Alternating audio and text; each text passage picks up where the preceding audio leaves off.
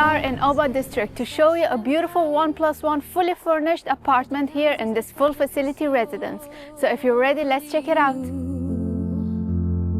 Deniz mavi ve kalp açık.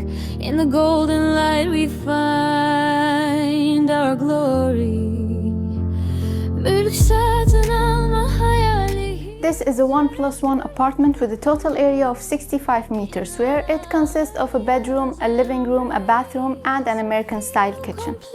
Altın şehir, daughter of the sun. Dalikona bir guk temizliğine konçata. Mediterranean breeze, kumlar altında. Alanya'da yaşam cennet gibi var olmak.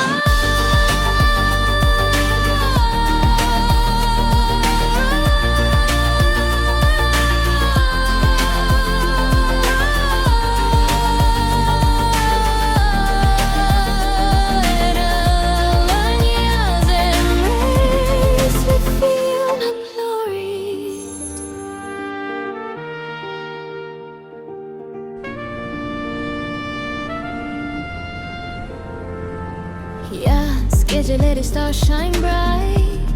Każdy kamień здесь расскажет историю. Deniz mavi ve kalp açık.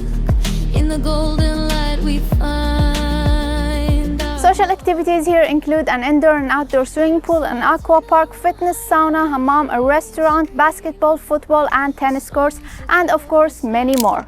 This complex might be a little far from the beach, but don't worry because there are shuttle services that will take you to and from the beach.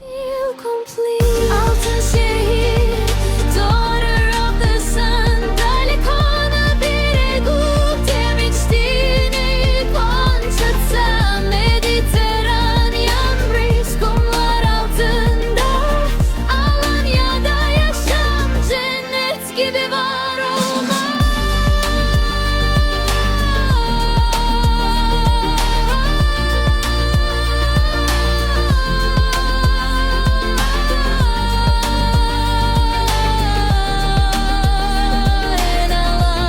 For more information about this apartment, don't hesitate to contact us. Wish you have a nice day.